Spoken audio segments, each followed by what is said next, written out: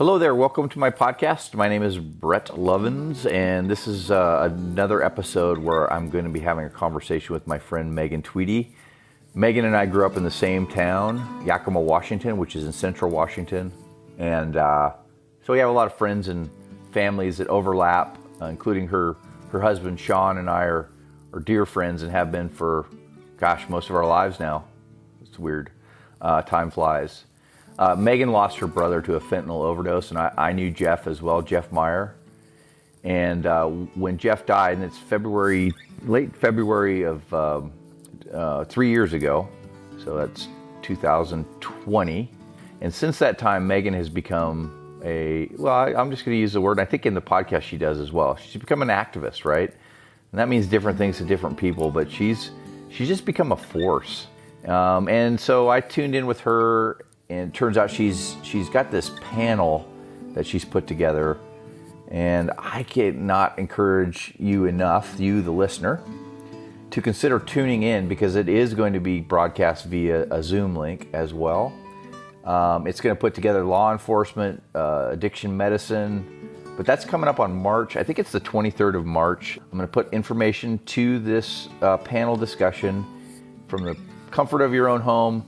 Learn about fentanyl. It isn't simple, and it's a big problem in our society, and I don't think it gets talked near enough, nor does addiction, substance use disorder, and that's one of my whys of doing this podcast is to try to normalize discussing it, to hopefully remove some shame and stigma so that people like me can get curious and have more access to conversations like this. Treatment, knowledge, so that we can figure out earlier what's going on, and for the families as well. Also in the show notes, I'm going to put a link to Megan's recent blog post that she wrote.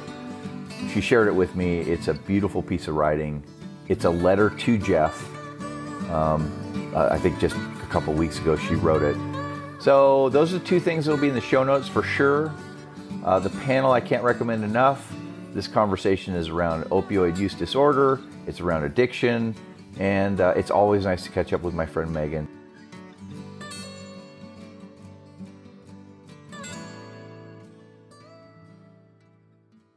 Hi, long time no see. It's been a bit, yeah, for sure. Good to see you. You too.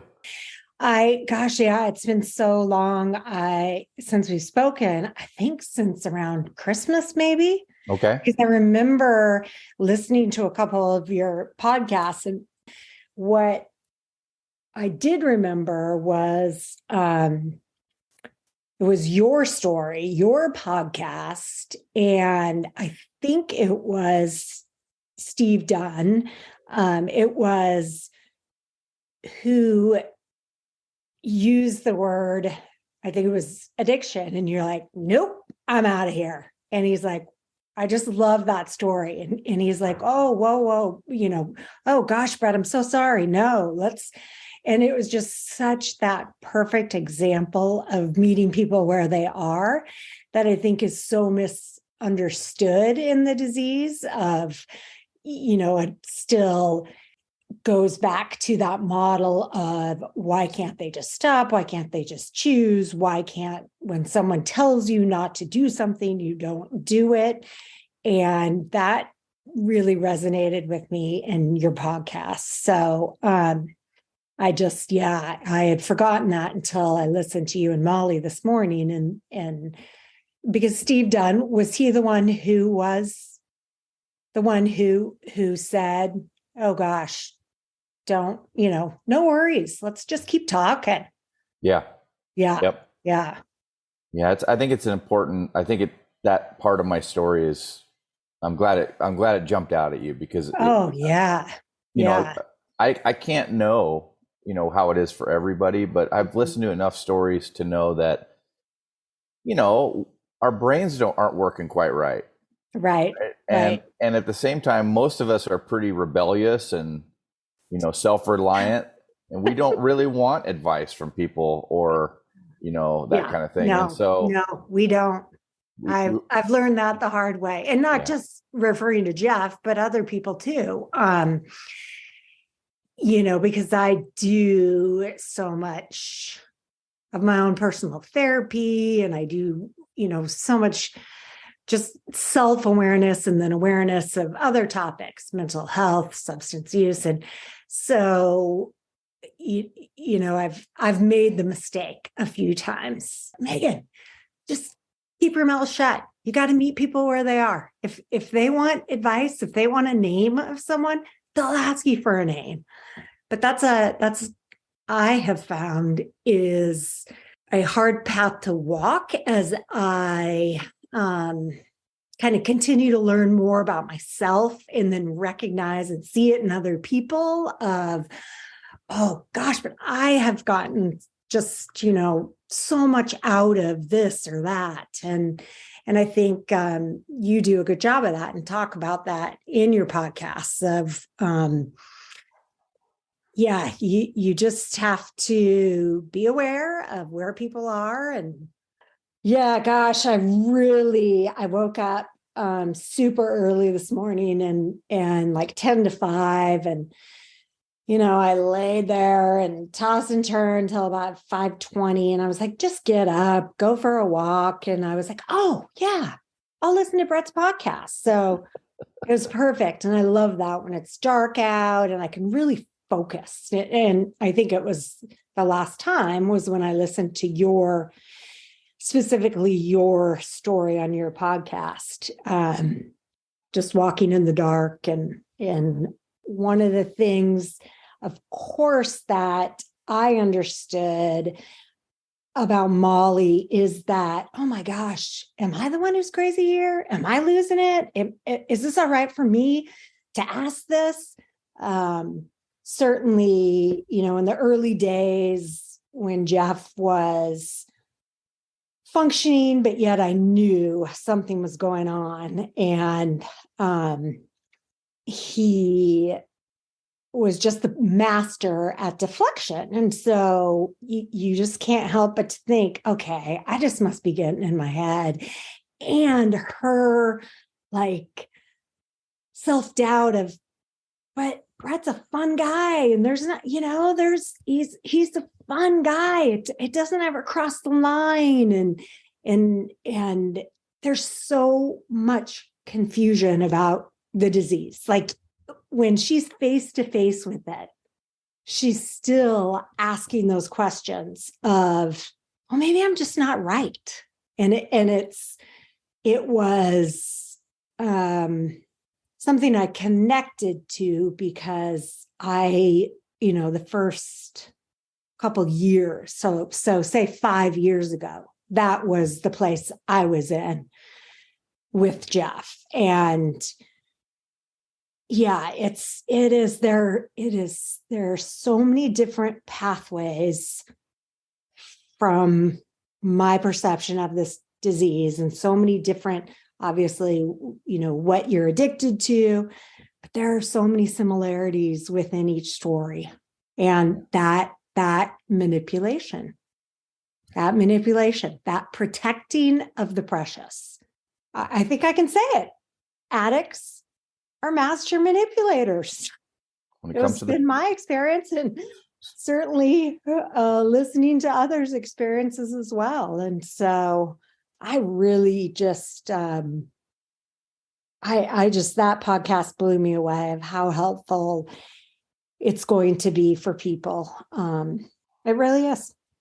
It was really, and Molly is so well-spoken, and and the thing I also reminded myself of is, you've had 9 years, you guys have had kind of 9 years to get to this point where you are. And I would guess people who are just getting into that would kind of forget that too. That's a lot of years that you've been sober in recovery to work on this stuff, like that it was not easy at first. Yeah. So much of it spoke to me. So thank you for what you're doing. Well, with that too, I want to say a couple things, and hopefully I can tee you up a little bit here if you're willing for this conversation. So, Megan, I've got this podcast going, and thank you for all your kind words. You really are one of the catalysts of encouraging me to do it. That's been a process, and you're an important character in that part of my story. And I look back at the podcast, and yours is, still one of the, there's only one other that's had more listens, and it's my first podcast. And so I think about, what you just said, which is helping people, right?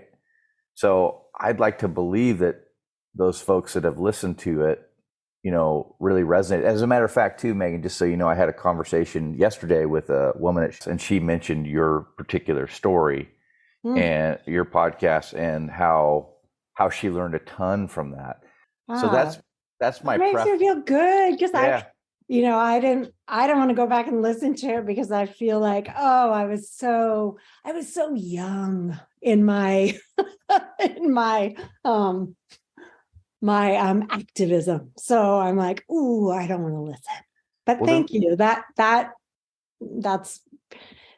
makes a world of difference. And I think we've both been encouraging to one another. We both started telling our stories about the same time. So thank you. That's good. That's really good to hear. Well, and to retain confidentiality, I had somebody from our shared past communicate with me via LinkedIn, and had shared some, losing somebody to fentanyl close to their family as well. So, we just can't know who these little conversations are reaching. But I would like to sort of parlay into, I think, what you're saying here. And, you wrote something recently. I read it. I don't know if it's available. Oh, yes, of course. It was, yeah. Well, I'll post it in the show notes for this one then too. Yeah. Well, that piece you're referencing is, I think it's my favorite piece of writing, because I just didn't edit. It was total Megan Tweedy, like blah, stream of consciousness. Like that's kind of how I operate, but that one to an nth degree of just rambling musings. And I think it does speak to people, because you are telling a story, and it's healing to me, because you look and you think, wow, this got really sideways. And like, you forget that in all of it, meaning just illness got really sideways.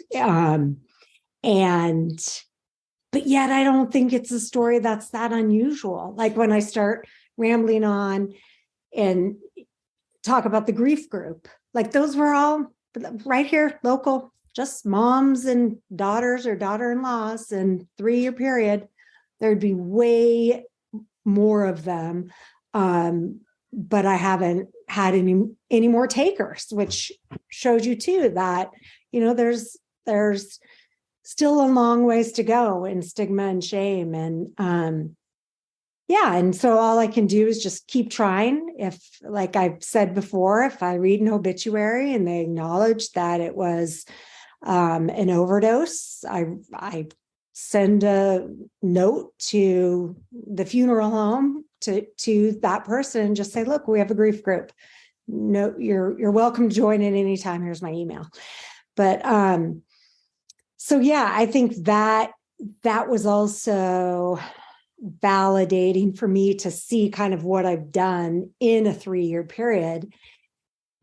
And what I'm doing now is next March 23rd, I've pulled together a panel, and it's really what it is. It's entitled the Fentanyl Epidemic Town Hall, and it's a community event here in Yakima.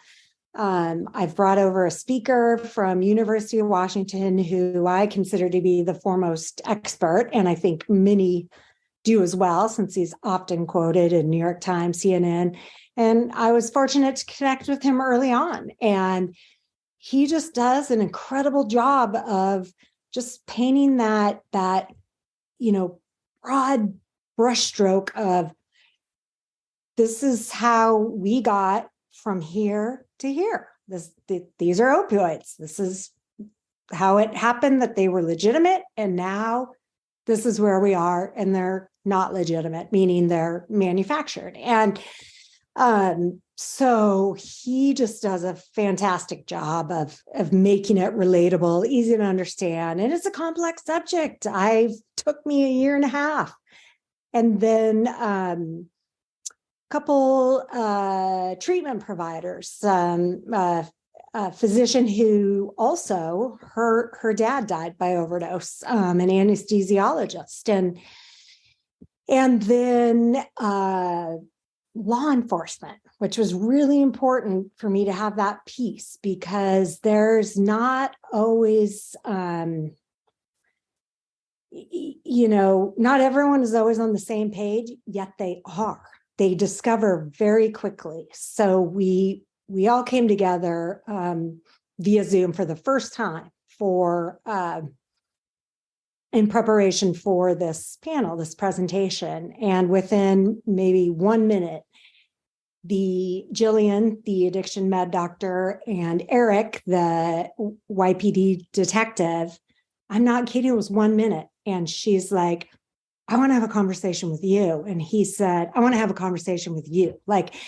And these are, Jillian's been pretty outspoken about her frustration with law enforcement. It just diffused. And I cannot tell you how many times I've witnessed that. And it is exactly what we need. How do we all get on the same page? And so that panel, to me, that's what it really is about, bringing together community members, providers. Everyone has a different piece of the puzzle and a different lens in which they view it, to the table and present it to the community. And then I have a retired drug court judge who's going to be the moderator, because apparently these things can get a little inflamed. And so we'll see. All you can do is try. And yeah, so that was 6 months ago that I said, I'm going to do this. And it's all the pieces are coming together. Let's paint a little bit more detail on that one. I'll be the dummy and also hopefully the helper. So as we record this, Megan and I are talking on March 1st. So what I'll do is I'll have this be the next podcast out the door. And when Megan said YPD, she's talking about Yakima. Yakima is in the central part of Washington State. So Washington State, if you imagine it's a square, Yakima is in the absolute center of the state. And that's where Megan and I grew up. And so anyway, I hope to be there, Megan. So it's March 23rd, 2023, in case this is listened to much later. I'll put the information in the show notes for those of you that listen. Perfect. And there's a Zoom link. There's a Zoom link? Yes. Oh, okay. So people can tune in from anywhere? Yes. So you don't even have to come. Yeah. Oh, hey, let's get noisy about this. Okay. I know. Good. Now back to your other projects. What else are you working on? Okay. So then the second one is, and this I referenced a little bit when I was talking about bringing what are now referred to, the term I've picked up on, as stakeholders to the table. And so this project came about through University of Washington, ADAI, which is the Addictions, Drug, and Alcohol Institute. And it's a pilot project that goes into rural communities. And the idea is that instead of outsiders coming into these rural communities and saying, you need to do this, this, and this, you're building a project that ideally could be replicated elsewhere with local stakeholders. So, for example, we have not identified our project other than we talk a lot about jail triage, that this missed opportunity for people who are incarcerated, and do they need to be incarcerated, and where can law enforcement refer people to outside of jail, and that means also whether you're then quickly released from jail or rather if you're also staying in jail. So So that project has brought together, again, local law enforcement. I'm just drawing a blank. Treatment providers, commissioners, team members from the criminal justice system, a couple of people in recovery, and then me. So that has been just real. I've learned a ton. And again, what I have taken away from that the most is everyone wants to address this problem of overdose. And I'm just going to hone in on overdose. We want to address a lot of problems within these systems, but I always try and bring it back to overdose, because when you overdose and die, then that's obviously the end of the story. So again, that's my part. And so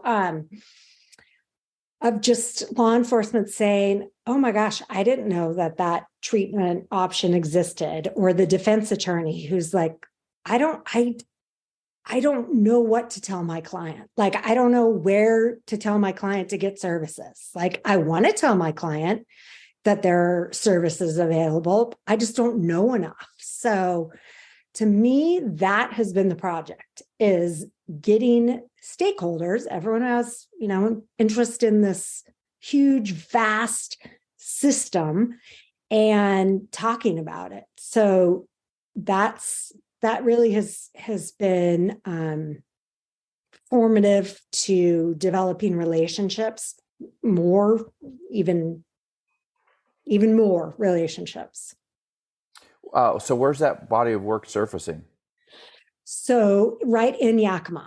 And so again, the University of Washington has the grants, so they kind of oversee the project, but really what they're trying to do is let go so that community member stakeholders, they take a project on. Like, they come up with, okay, we can do, what can we do? One small, doesn't have to be small, but like reasonable, that you go through the process of identifying, okay, well, we're not going to be able to do this idea of, build a drop-off center for law enforcement.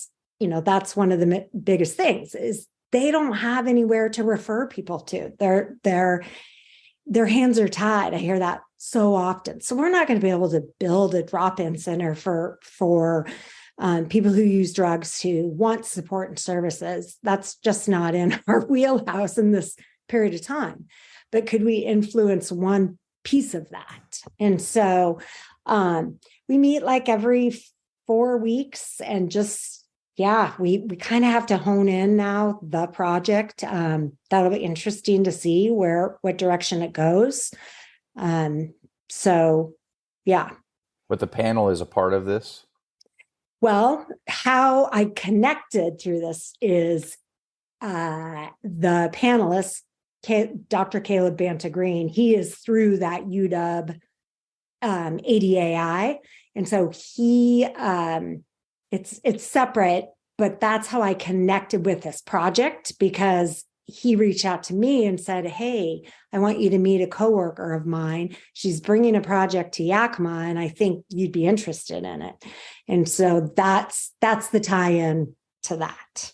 Beautiful. Well, that's awesome. I can't wait to, like I said, either watch the panel, but I love to hear that. Sounds like that project consists of identifying some stakeholders, fun word, and then getting together on a call from time to time and having a conversation and learning from each other.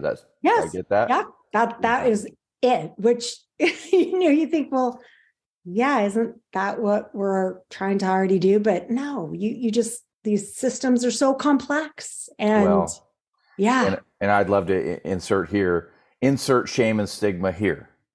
Yeah. Right? Yes. So here's, I really believe that there's a lot of well-meaning people that are just ignorant, and the ignorance is driven by the shame and stigma that surrounds this disease and condition, both the people that are suffering and their loved ones, and the people that are trying to quote unquote help them that have no clue that it's a disease, and on we go, services, etc. Absolutely. And it has to start with understanding and having normalized conversations about Yes. it. And so that's what I'm hearing you say you're doing, and I applaud it with everything I've got. Well, and the other thing, Brett, that I've taken away from it is there are people who not only, even when presented with the information of, look, this isn't a moral failing, this isn't a choice, this is a disease, who still don't really want to buy into that. And that's what I've come to accept is, okay, next, move on, because there are a lot of people who do, who want to understand further. And those people who don't, they just have been so fortunate to have not had it directly impact their life in such a way that it's really kind of forced them to do a 180, 360, whatever. And so I think that's helped me with my own stigma. You know, it goes both ways, stigma and shame of like, what is wrong with that person? I mean, this is a freaking disease. Like, read some research, but just not always, you're just not going to win every battle. So you pick the ones where you have a captive audience, and that's what keeps you going. For me, you know, we all need validation. We all need pats on the back. And that was really hard that first year when I was just questioning, who am I to talk about this? You know, what do I know? I'm just researching this, reading it. Well, that is what it takes. You have to educate yourself in whatever way to tie that into your lived experience. So, yeah.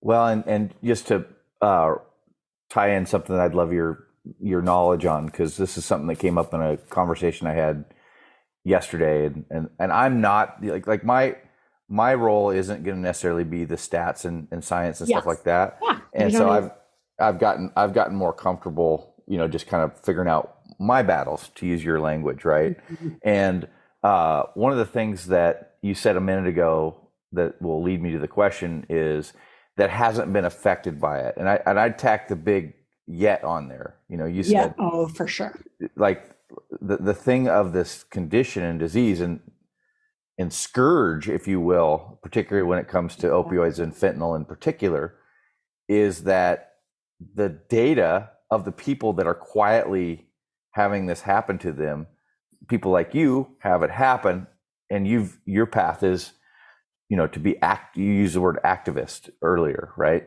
You've empowered yourself to become active. And I've met others like you, but many folks who haven't been touched by it directly again yet are living their lives. And where are they going to get information, right? Mm-hmm. How are they going to be educated about it? And unless, you know, hopefully never does, but until it shows up on their front porch, right? So my question to you now is, like, I heard a stat from a woman yesterday that I didn't try to validate.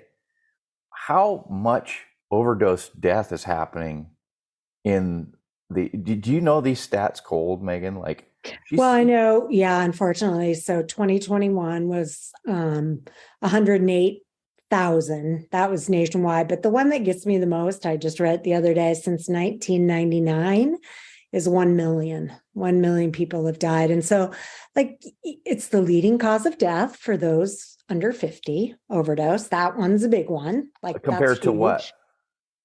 Everything? Compared to everything, the leading cause of death. So in Yakima County, the biggest year so far on record was the year after Jeff died, 2021. And they think probably COVID. And that was my experience. You know, Jeff died right at the start, not related to COVID, but 100% his friend Paul died related to COVID because he rehab shut down. I mentioned that. And so it didn't shut down. They didn't kick him out, but there were no groups. There was no support system. So he was like, well, I'm going to go home. I'm going to go back to my community. And tragically, it did not work out for him. So in Yakima County in 2021, 98 people died.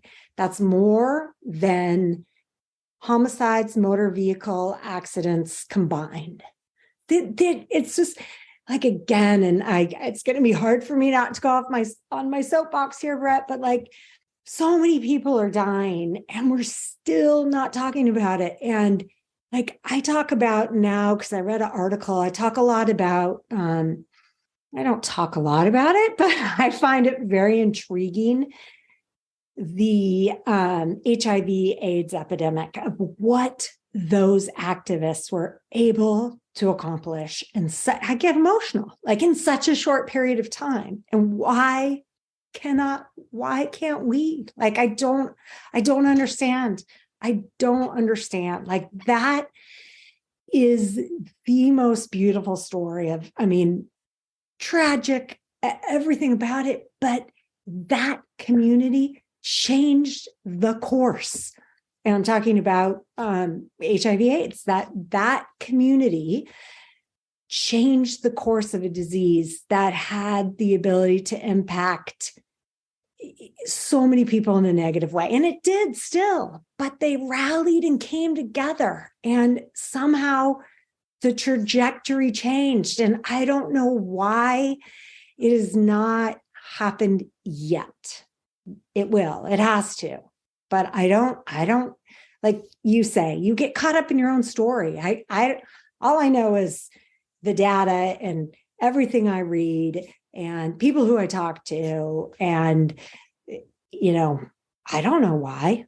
I don't. We have to talk about it more. That's the first thing. But yeah, I find it really tragic. I really do. I really do. How we have not brought this to the forefront.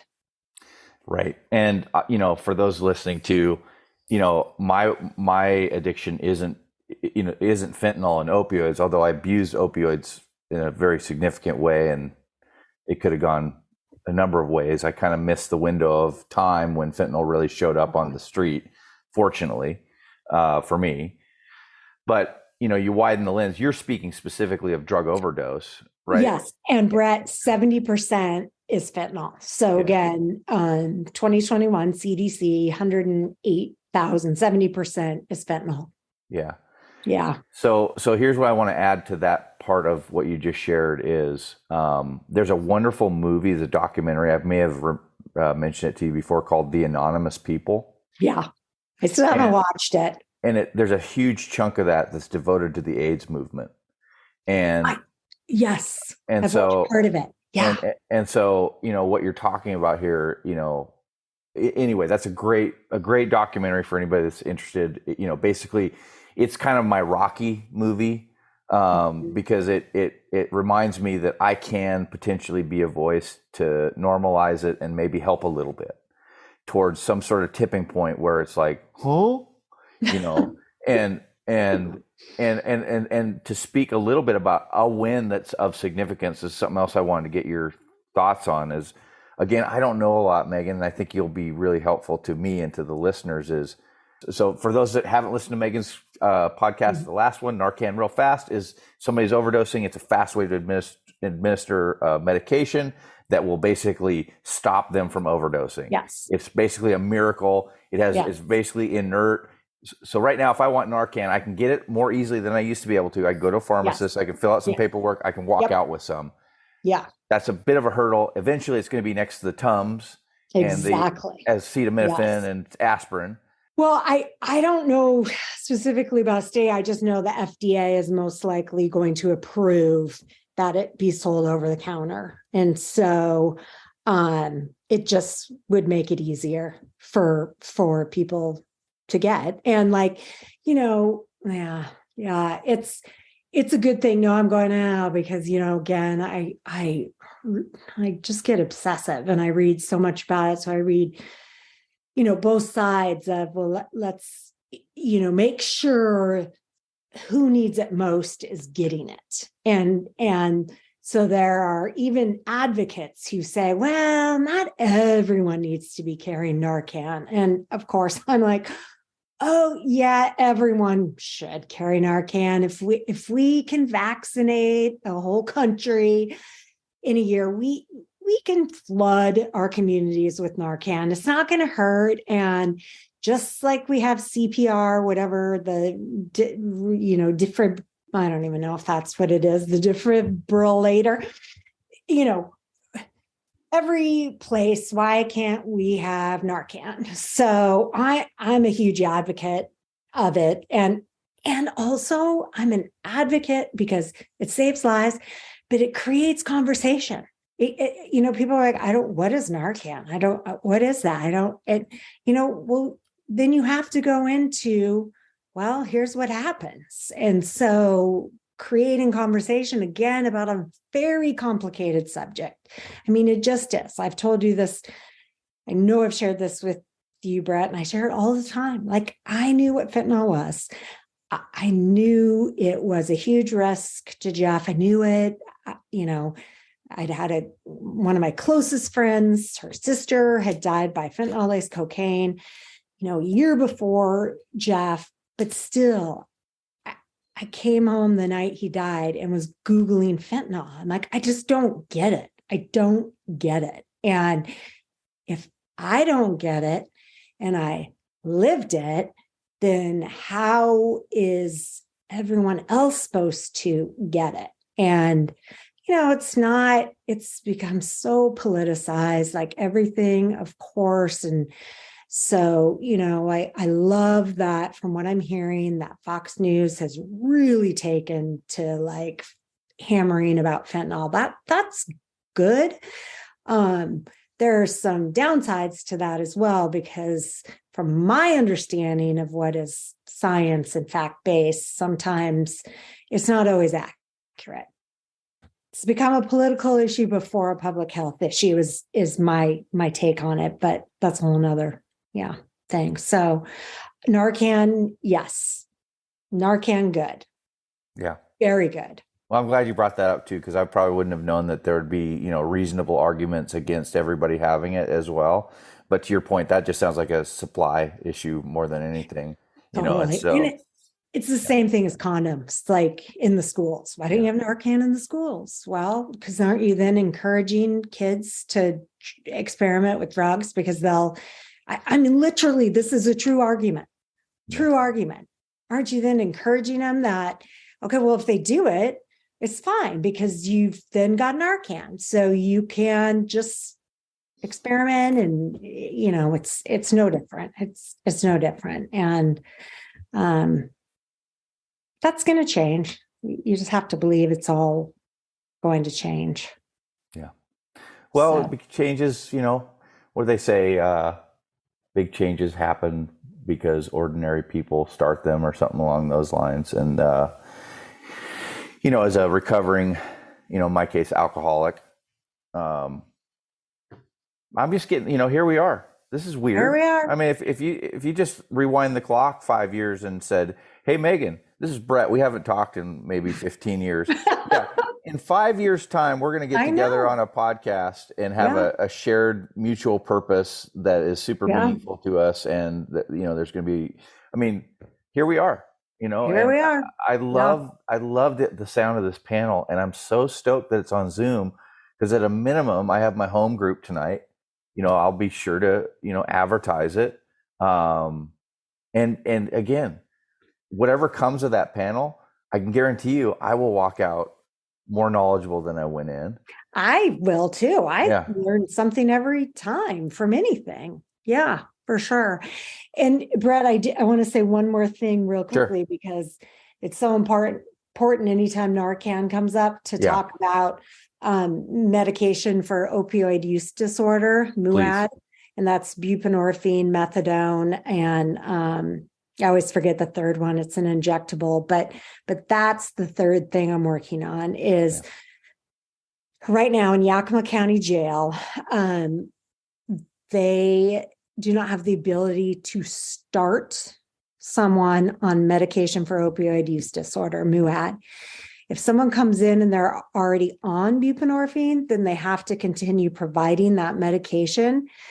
But there is now funding to start, and it's referred to as MUAD inductions, meaning nurse practitioners, nurses, doctors, they can start someone on MUAD in the jails. And why this is important is in Yakima County, the average jail stay right now is 44 days, and the data is 80%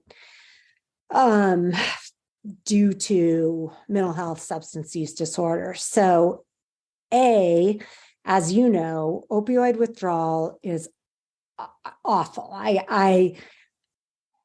I can now look back and know when Jeff was withdrawing. There were specific times. I know that. So you are having people who are incarcerated withdrawing with no, just painfully. And that to me seems just kind of morally wrong. I just don't like that. And the second thing is you're missing an opportunity. If you have, again, I'm specific to Yakima County, if you have someone, and this is directly from Chief Welch, who's like, yeah, average stay is 44 days, is you have a window in which to stabilize someone so that when they're released, again, if you want to look at it from recidivism of like, okay, well, you're releasing someone who's withdrawn, yes, painfully, slowly, but they're going right back out into the community with no skills. And it's just, the data there is you're 40 times more likely to overdose when you are released from jail versus not in jail. It's just a huge missed opportunity. So I want to talk about that because, again, the experts who talk about Narcan and medication for opioid use disorder really like to differentiate. And again, it's from what I've heard,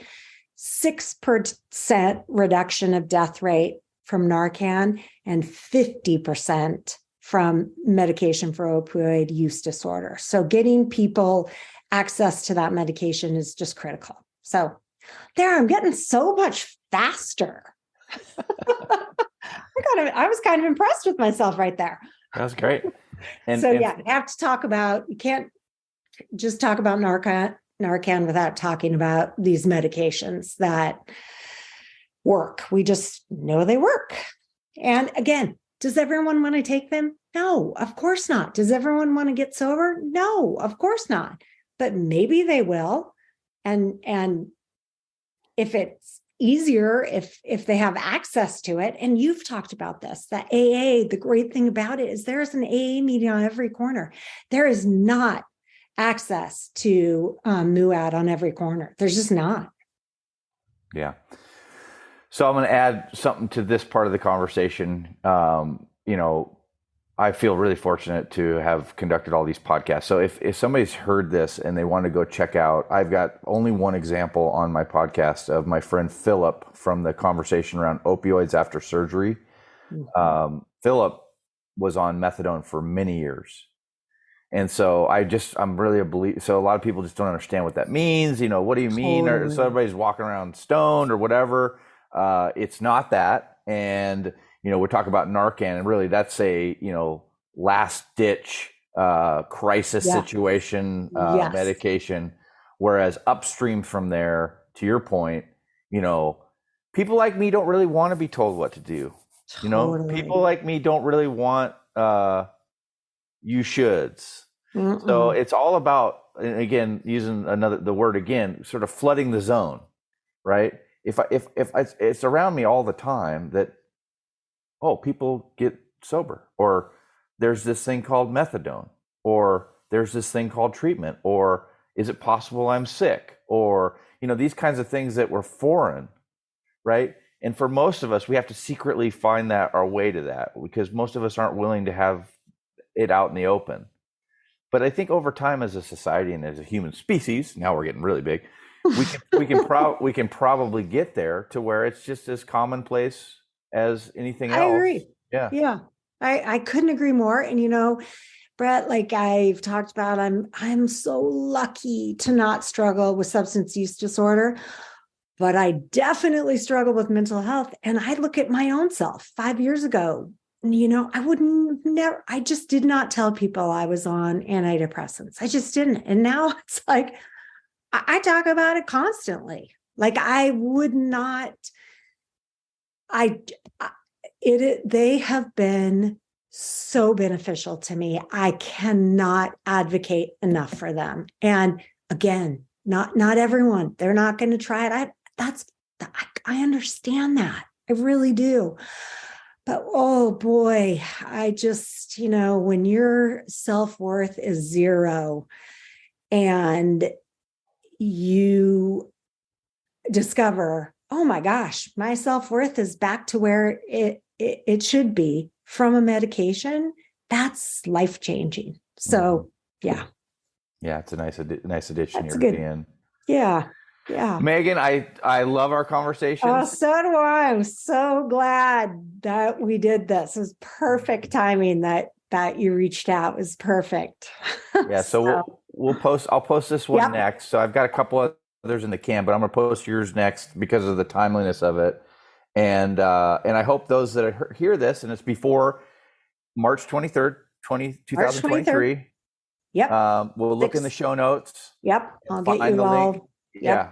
And I'll get you the link and I'll get you the link to my blog post. I'll do that. So perfect. Yeah. Easy. Right on. Thanks, Megan. Okay. Thanks so much, Brett. Look at us podcasting, huh? Are we podcasters or what are we, huh? Thanks for listening to the podcast, and thanks Megan Tweedy for another great conversation. And those of you that want to tune into that panel discussion, I think it's going to be a dandy. I'll put the information in the show notes. March 23rd, 2023, evening time. I think it's like 6:30 or 7:30. It'll say in the show notes, U.S. Pacific time. Thanks for listening, and take care.